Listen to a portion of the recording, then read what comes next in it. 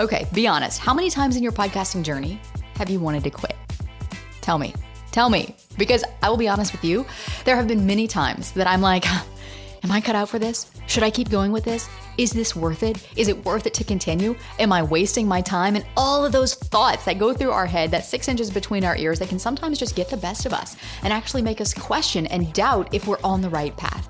So if you have ever felt like your failures in your podcasting journey is like a flashing neon sign to quit, then take a breath. Because I've got Spotify ad exec Corey Kareem back with us in the studio today to share his journey from the other side of the mic as a creator and to walk you through why failure in podcasting is actually your greatest weapon for podcast growth. You just might not know it yet. So if you're curious to learn how to take your failures and your missteps and your mistakes as a podcast host and actually turn that into a show that your audience cannot ignore, this episode is for you.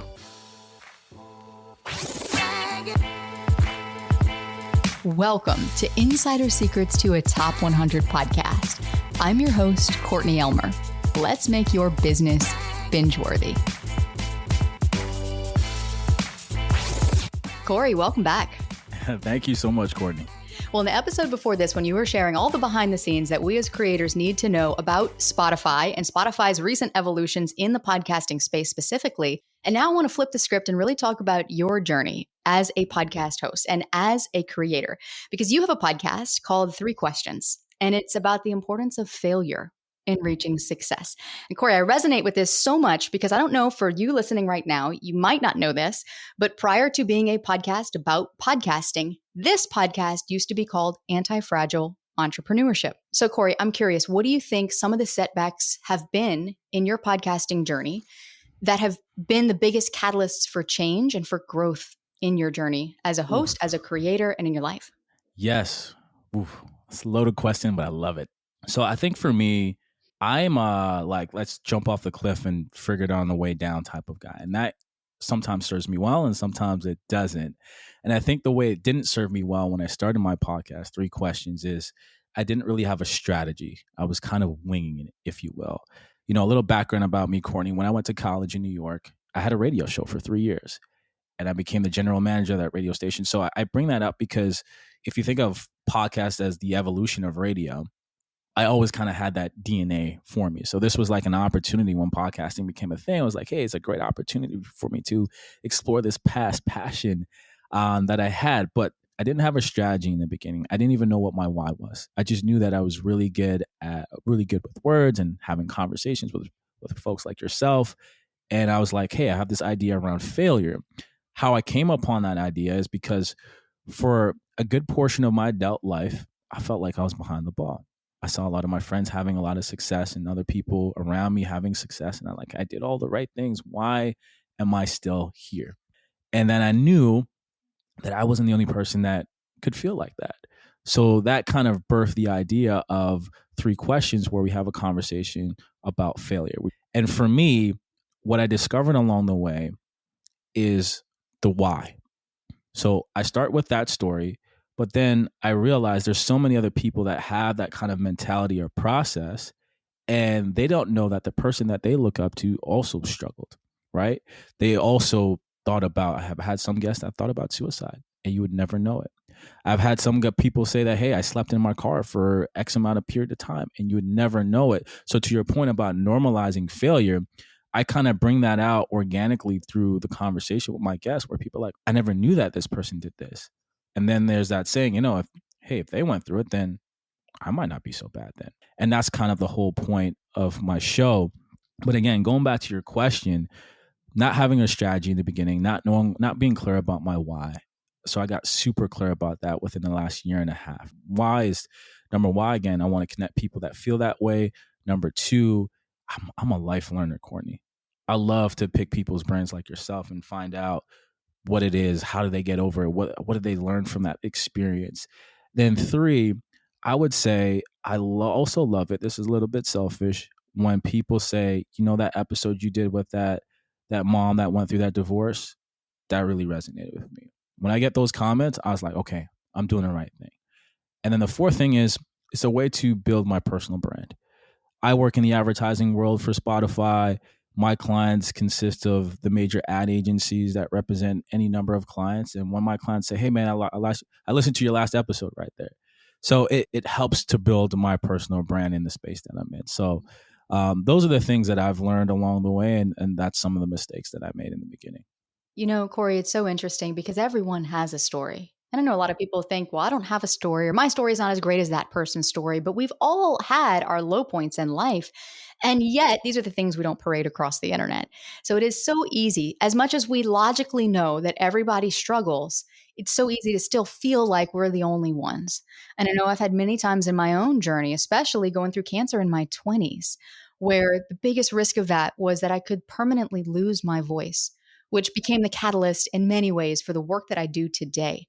But how I would have never put those dots together had I not had those failures along the way, learn the lessons that I learned from them, and then looking back in that hindsight 2020 vision to say, that was why I had to struggle. That was why I had to go through that really difficult period that really sucked and I really hated it.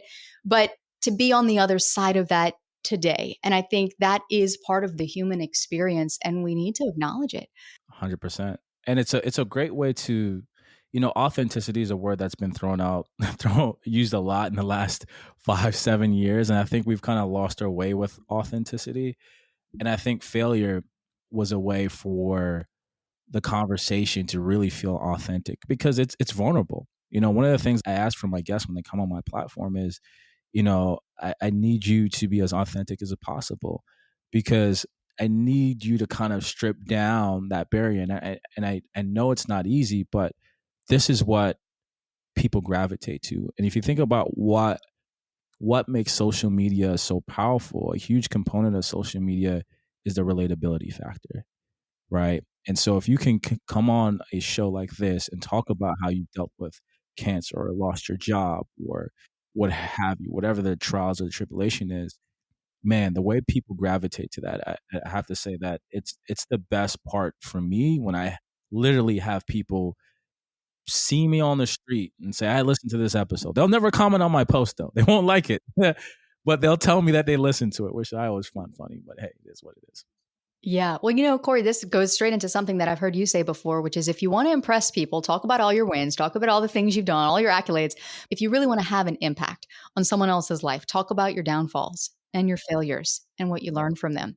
So, for podcasters specifically, why do you think it's so important to be transparent about their failures, especially as they get started in the podcasting space? Yeah. Going back to that word authenticity, I think authenticity and that relatability factor. So there's a stat out there. I'm sure you've come across it, talking about the power of host reads. Why host reads are so powerful is because people trust the host, right? This is why advertisers would reach out to someone like a Joe Rogan or Emma Chamberlain or who have you to read that advertisement because people trust their host. So the way that you can build trust is being authentic. And the way that you can be authentic is being honest about the stuff that's happened in your life. I think we've been conditioned to see nothing but success stories or people that, hey, I made $1 million in 6 months. And like, yeah, okay, those stories do happen, but that's a small scale. Here's something that I learned recently, actually, Courtney.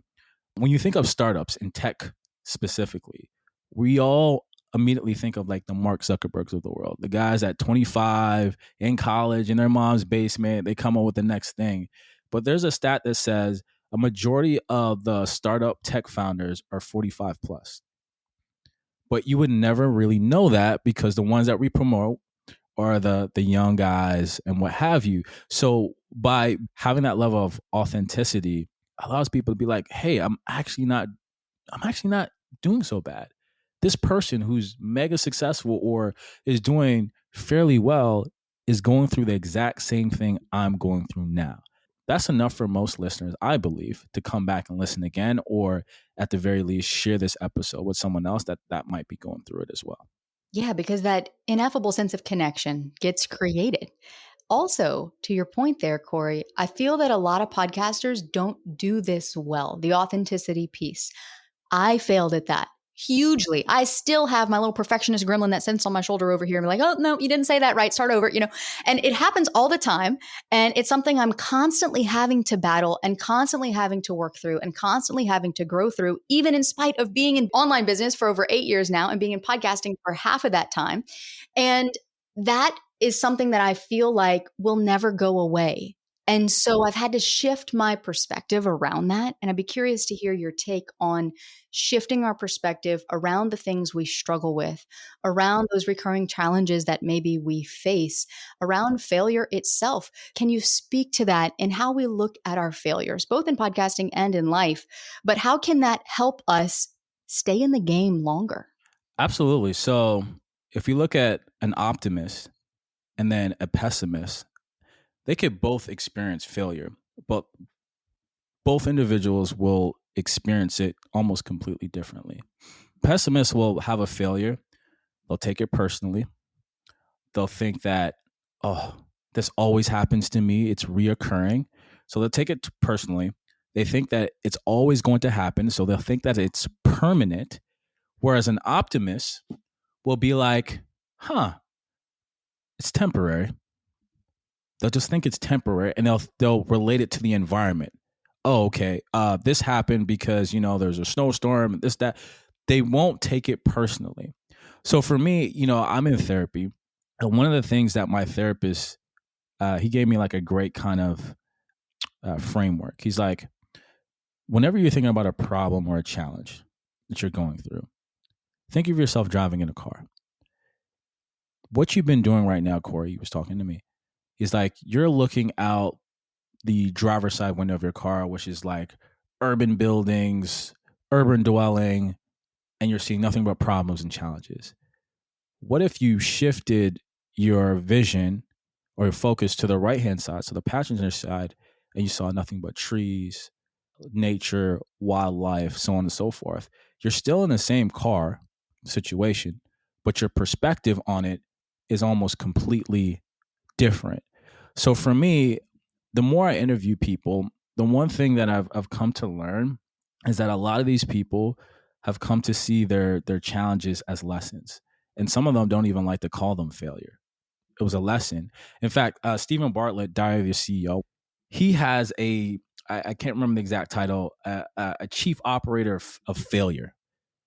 That person's job is to find things essentially that they're going to fail at. Because Stephen puts it as failure is just information. It's just feedback. Even when I run brand lift studies with clients and they don't get the results that they want, well, I said, well, this is an opportunity to learn.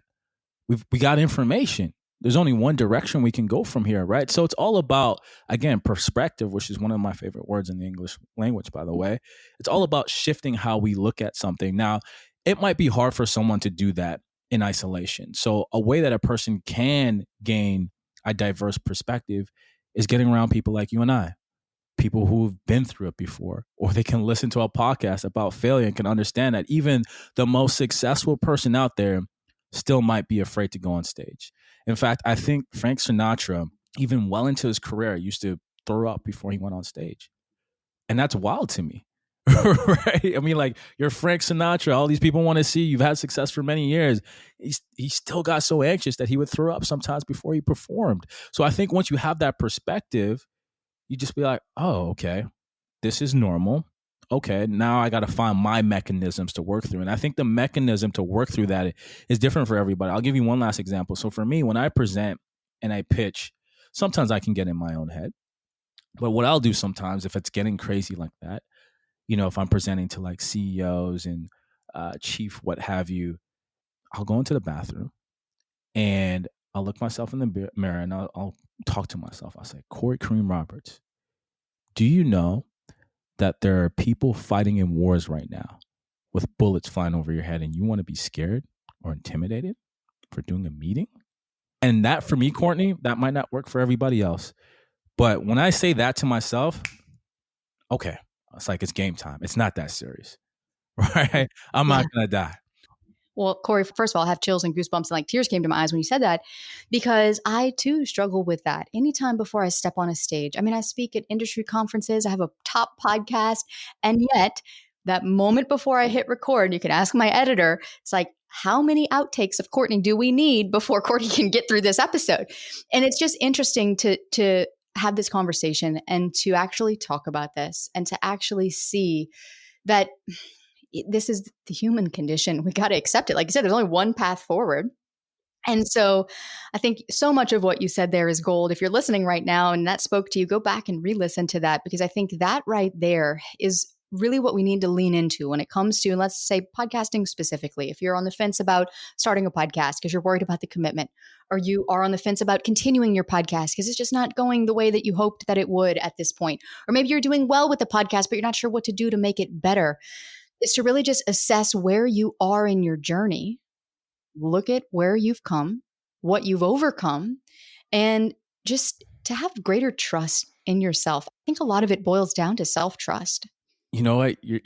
I had this revelation. I was working with a mindset coach, Darian Richardson out of Miami. Great guy, has his own podcast studio in Miami.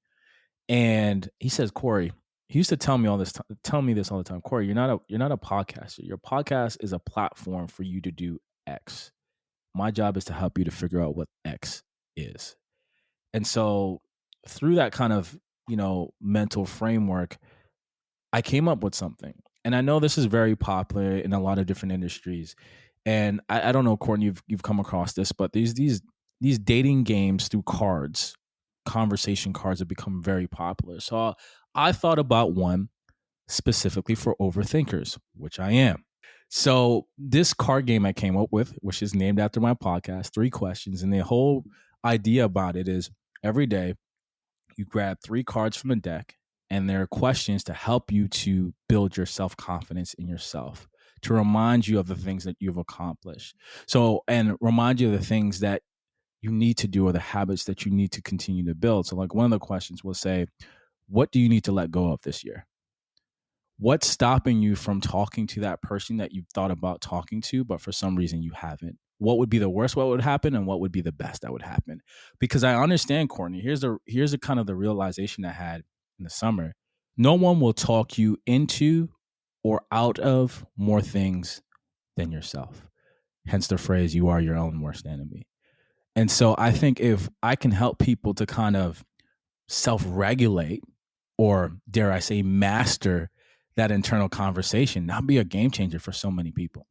Is there a link? Can we put it in the show notes? Where can I get a copy? Like, I need a copy of that sitting on my desk, because it's so true. And something that came up for me as you were sharing that, Corey, is just the thought that we move so quickly in our life. We're going at just faster pace of life, and more demands on our time and attention than we ever have had in the history of, our lifespans. Not to mention the mental loads that we carry, the responsibilities that we have at work and at home. But for that reason alone, the quick pace at which we live, we don't slow down to ask ourselves these questions. I think we could get a lot further, a lot faster if we did. I'm guilty of not asking myself these questions, even though I know I need to, even though I know that's where the work is, even though I know that's where the growth is, and that's important. So gosh, how cool would that be to have that visual reminder sitting right there, to really remind ourselves of that, and for me as a podcaster, for me as a business owner, for me as a wife, as a mom, and in all the roles and hats in which, I wear and show up and live my day-to-day life. Yeah, I'm working on it. It's on beta right now, but as soon as it's ready, Courtney, you'll be sure to have a link. Let me know. We're going to link it up and we will share it out. I need a copy. Put me on your wait list, because I definitely can see how helpful something like that would be. Corey, given everything that we've talked about here today, is there any one thing that you would want someone listening right now to walk away with and remember, no matter where they are in their podcasting journey? Yeah, great question. And I think I say this at the end of my episodes now, is that sometimes you don't need to learn anything new. You just need to hear that somebody else went through it too. That's it. If all we needed was new information, everyone would be rich, fit, and smart. Now, clearly, everyone's not that. So more information is not necessarily the answer. Sometimes it's just like hearing someone's perspective, someone's journey, like that shared experience, and that's enough. We got a lot of information, right? But for some reason, it's going to be different for every person. For some reason, we haven't acted on it. And I think once you hear a journey like yours or mine, that could be the ticker that gets someone to move to the next step in their goal. Yeah, this is what, to me, podcasting is all about. Humans connecting with humans. We're all part of this shared human experience together. And I think what a beautiful medium we have when we leverage it well and effectively and authentically to truly be able to create that sense of connection, those relationships, that trust, the fuel in which we thrive as humans. So, Corey, thank you for taking the time to be here and share your wisdom with us today. Thank you, Courtney. Thanks for having me. And coming up in the next episode, do I have a special treat for you. We are bringing not one, not two, but 4 podcasting industry experts together to give you a behind the scenes look at the state of podcasting for the year ahead and what you need to know as a podcast host or an aspiring podcast host to stay ahead if you want to succeed. That is all coming up next to help you make your business binge worthy.